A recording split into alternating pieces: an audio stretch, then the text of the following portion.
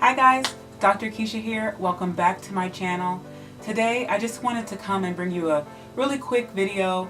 I came across a post on Instagram and it got me thinking about a couple of things, so I wanted to share some of my thoughts with you. I saw this video on Instagram and it was a college professor and he had a glass of water and he asked his students how heavy they thought the glass was with the water inside. And so they were yelling out answers like 8 ounces, 16 ounces. And he turned to them and said, "What if I told you that this glass of water would get heavier over time?" He said something along the lines of, when you first have the glass of water, it's doable. You can hold it. It doesn't hurt. Your arm is capable of holding it for a little bit of time. After a while, your arm starts to kind of shake, probably get a little bit numb, and you start to feel the effects of having this glass of water in your hand. And for a prolonged period of time, your hand then becomes paralyzed because of the weight of the water in the glass. And he then went on to say that's exactly what happens when we hold on to things, traumatic situations, stress in our life. The longer we hold on to it, the more we become paralyzed by it. It was really a good analogy of the effects of holding on to certain situations in our life and literally becoming paralyzed by those situations. And it just got me thinking, how many of us are paralyzed by something that we should have let go of a long time ago? Relationships, trauma. How long are we going to let this be a stronghold over our lives? When are you going to put that glass down so that you can devote all of your time and energy into becoming a better person, growing and developing and pursuing your dreams and pursuing your calling? So many of us are debilitated by anxiety, fear, and depression that we literally cannot move. We can't eat. We can't maintain our relationships or friendships. We are being suffocated by our circumstance. We are allowing this negative narrative to replay over and over and over in our heads, and we've convinced ourselves that this situation is insurmountable. We possess the power inside of us to change our situation, to change our mindset. We can quiet the negative chatter in our heads. Just like how I spoke about we need boundaries in our life to protect us from other people, sometimes we need boundaries to protect us from our negative emotions that have become permanent.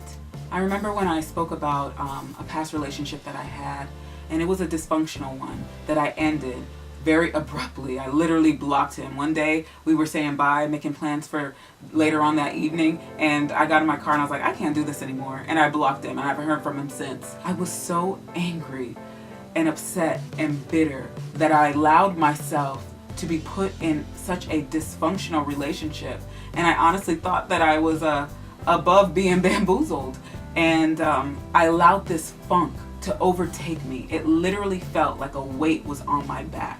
I was trying to do all the things, all the tips and the tricks that I share to get over this, but it felt like it wasn't working. Nothing worked until I had to change up the way I thought about overcoming this obstacle of depression. In psychology, in order to modify a problematic behavior, we quantify it. We put a number to it.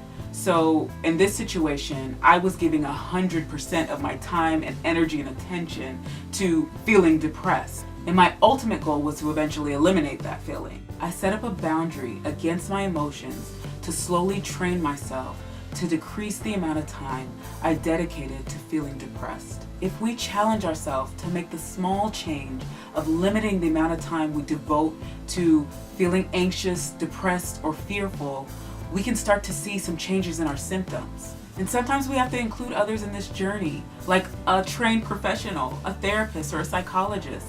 And that's not weak. There's nothing weak about including someone professionally to intervene and help us through this process.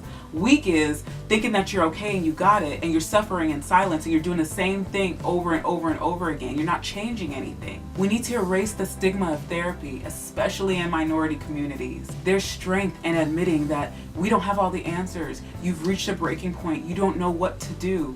That's true strength. If we can go to a medical doctor because there's physically something wrong with us, why can't we walk into a trained professional when we're in mental pain? So put your pride aside and let's get to the bottom of your issues. If we don't make the attempts to remove the demons that are torturing us, then we really have to kind of look at the situation and see what we're getting from it. What's the emotional payoff? Is it the attention that the situation brings us? Are you so intertwined with the trauma that you don't know who you will be without sharing that story? Don't let that situation define who you are. Let it go. Let go of the blame. Let's work to forgive others that caused us pain. When we release those negative emotions, we have less resentment and we have more peace. So set yourself up with a therapist, a psychologist, someone that can help you along this journey so that you can grow and mature and be that fantasy person that you want to be. You can so be that person that you envision taking over the world. That is you. So take your power back. Let go of that anxiety, depression, fear, that childhood trauma, those people that did you wrong. Let it go and let's walk into this new stage of your life. You can so do this. I got your back. I know that was a quick video, guys, but I just wanted to come on and just encourage you and to seek the help if you need the help. Surround yourself with friends and family that can help you through this situation. Pray about it. Dedicate some time to God. He has the power to heal you of anything and everything. Thanks so much for joining me, guys. That's all I have for you today.